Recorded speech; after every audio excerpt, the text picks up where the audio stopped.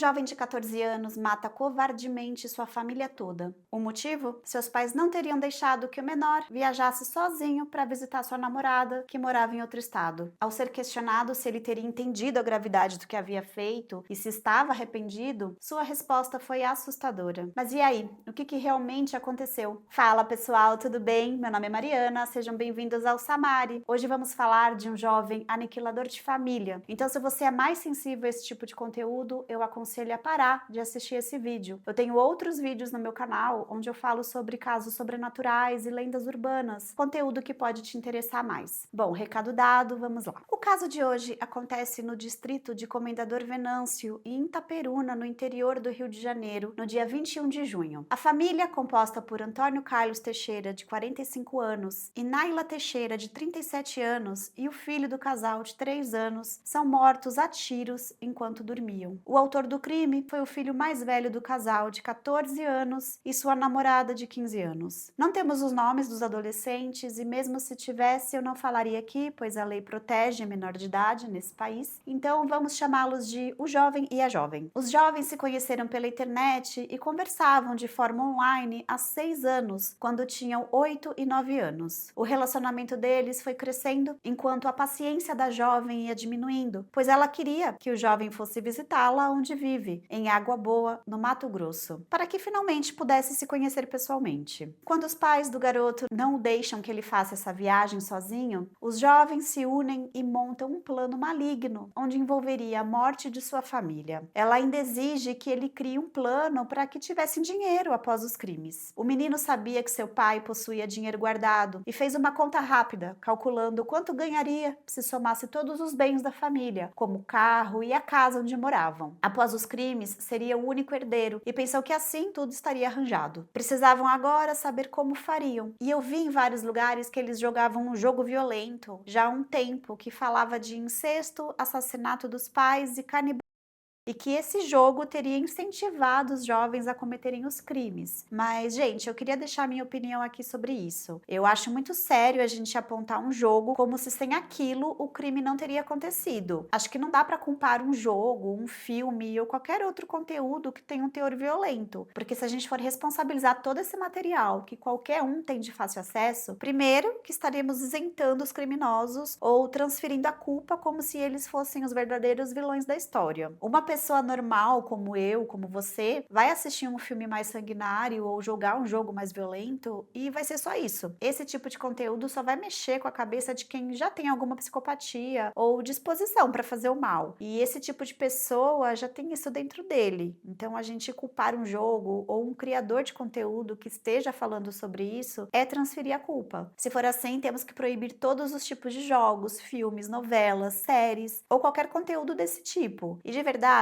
ainda assim, essas pessoas vão cometer crimes, vão se motivar de outra forma. Eu acho que tem sim que ter limite de idade para consumir algum conteúdo, jogar um jogo, e cabe aos pais monitorarem isso. Nas investigações desse caso, descobriram conversas perturbadoras entre os jovens, onde a garota de 15 anos desafia seu namorado a cometer os crimes, como prova de amor, e provoca, dizendo que o relacionamento poderia acabar se ele não fosse homem o suficiente. Eu quero deixar bem claro também que sempre um vai ser o mandante maior, e aqui até o momento tudo indica que era ela, mas para você matar sua família você também não é boa coisa, então eu acho que a pena dos dois deveria ser máxima e igual, mas a gente sabe que não é assim que funciona, e até tudo isso foi muito bem estudado por eles, pois eles entendiam os riscos caso fossem pegos e acharam que ainda assim valeria a pena seguir com os crimes, já que o máximo que aconteceria seriam ficar no máximo 3 anos internados e ao completar 21 anos, o jovem conseguiria ter acesso à sua herança. A gente viu no caso da Susana Richthofen que ela perdeu o direito à herança porque não se aplica no caso do autor do crime ser de menor. Pois é, tudo isso foi friamente calculado pelos jovens. Eles planejaram o crime por meses e nos mínimos detalhes, onde discutiam até as várias formas de se desfazer dos corpos. A namorada teria orientado que ele usasse luvas ou que envolvesse a arma em um lençol para não deixar suas impressões digitais digitais. O plano era que o menino iria pegar a arma do pai, que sabia que era guardado debaixo do colchão dos pais. Inclusive, o pai havia ensinado o jovem a atirar como forma de defesa. O jovem então pega a arma quando ninguém está vendo e esconde debaixo do seu colchão. Ele espera todos irem dormir e começa a matança pelo pai, pois entenderam que seria melhor exterminar o mais forte primeiro. Após matá-lo, ele enviou um áudio para ela dizendo: "Matei meu pai." E ela, em resposta, diz: "Atira nela agora", se referindo à mãe dele. Seguiria então matando sua mãe, onde o casal chega a fazer contagem regressiva juntos, antes dele dar o disparo. E por último, ele vai até o quarto de seu irmãozinho e tira sua vida. Em conversas com a namorada, ela pede para que ele poupasse o irmão pequeno, mas ele decide matá-lo também, alegando que não queria deixar o irmãozinho sem os pais. Uma grande mentira, já que em nenhum momento ele demonstrou remorso pelo que ele fez. E na minha opinião, ele apenas não queria dividir herança, já que esse também era um dos motivos para estarem fazendo tudo aquilo. Quando aceitou que ele mataria o irmão, ela aconselha para ele deixar a arma nas mãos do irmãozinho de 3 anos, pois havia visto em um vídeo no TikTok um caso semelhante, onde uma criança de 2 anos havia sido incriminada dessa forma. Porém, o vídeo que ela havia visto estava totalmente fora de contexto e ela não entendeu e achou que isso seria possível, dando então essa incrível ideia. Nem um psicopata de 2 anos conseguiria tal proeza. Essa última informação foi revelada pelo delegado Carlos Augusto Guimarães da Silva, que é o responsável pelo caso. Apesar de não fazer nenhum sentido, isso só reforçou como o crime todo foi friamente premeditado pelo casal. E só fazendo uma observação, crianças não podem ser diagnosticadas como psicopatas. Tem uma idade certa para isso, sendo a partir de 18 anos. O que pode ser observado em crianças são traços que indicam predisposição a problemas de comportamento que podem ou não evoluir para transtornos na vida adulta, como falta de empatia, manipulação ou personalidade antissocial. O jovem mata seus pais com um tiro na cabeça em cada e o seu irmãozinho com um tiro no pescoço e envia as fotos de sua família morta à namorada, que responde: "Que nojinho." Após os crimes, os dois trocam juras de amor, fazendo brincadeiras sobre o que haviam feito. A jovem se sente orgulhosa por ele ter feito aquilo para ficar com ela, chegando a falar: "Nunca pensei que alguém faria isso por mim." Após os crimes, a família some e seus parentes tentam contato com os pais, porém não tem nenhum retorno. A avó paterna do jovem decide ir até a casa do filho para ver se estava tudo bem. Foi confirmado na troca de mensagens dos jovens que chegaram a cogitar matar essa avó também, porém decidiram não seguir com o plano, pois seria muita gente e poderiam desconfiar. Não porque sentiam amor ou misericórdia por sua avó, mas apenas para evitar que ligassem os crimes a eles. Quando os parentes questionaram o jovem sobre a família, ele conta a história de que seu irmão havia engolido um caco de vidro e os pais o teriam levado ao hospital em um carro de aplicativo. Isso para justificar o carro da família estacionado na garagem, o que não fez sentido nenhum. Como em uma emergência você chama um carro de aplicativo ao invés de ir mais rápido com o seu carro? Fora que nenhuma unidade de saúde da região tinha qualquer registro da entrada deles. E é quando seu avô e seu tio vão até a delegacia da parte do desaparecimento da família. Ao chegar na casa da família para realizar uma perícia, a polícia encontra mancha de sangue no colchão do casal, roupas ensanguentadas e em uma bolsa do jovem que ele usaria para fugir, é encontrado os celulares dos pais do adolescente. Ao sentirem um cheiro forte,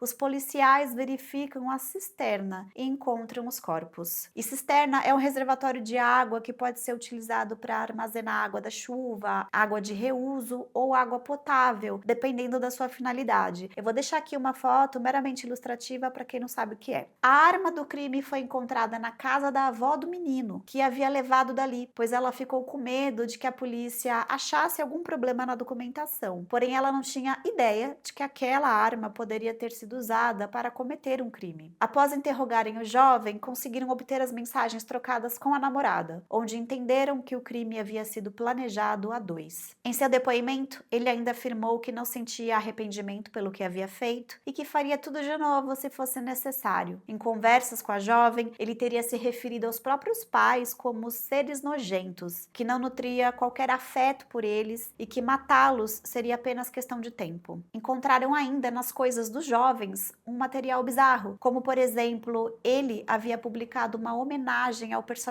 Kevin, do filme Precisamos Falar sobre Kevin? Filme esse que conta a história de um garoto que comete uma chacina em uma escola. Já Já a jovem usava um perfil falso nas redes sociais e se auto-chamava de John Wick, um personagem de filme que era um assassino de aluguel. Fora o game que ambos jogavam e que continha teor de horror psicológico. A jovem também foi interrogada e, ao ir à delegacia, ela teria ido com sua mãe e pediu para que ela ficasse do lado de fora, preferindo entrar sozinha. Isso porque ela confessaria para a polícia que o plano dos dois era de também matar a sua mãe, assim que ele chegasse na cidade. Ela deu seu depoimento o tempo todo abraçada a um ursinho de pelúcia, e lendo isso me veio na cabeça a entrevista da Susana Richthofen, vestida de menininha e fazendo voz de criança. Patético. Segundo a investigação, os dois jovens trocavam mensagens muito pesadas para a idade que tinham e as conversas iam se tornando cada vez piores conforme cresciam. O delegado do caso deixa o alerta a todos os pais de estarem atentos ao que os seus filhos estão fazendo na internet, o tipo de conteúdo que estão consumindo e com quem estão conversando, pois esse livre acesso pode se tornar perigoso. O jovem aniquilador de família segue internado no Centro de Socioeducação de São Fidélis, no Rio de Janeiro, e responderá por ato infracional análogo a homicídio triplamente qualificado e ocultação de cadáver. E a namorada também segue internada por tempo indeterminado. Bom, esse foi o caso de hoje. E você já se inscreveu no meu canal? Então se inscreve, compartilha e me ajuda a divulgar esse vídeo. Então é isso, pessoal. Obrigada para você que ficou até o final. Até a próxima. Tchau!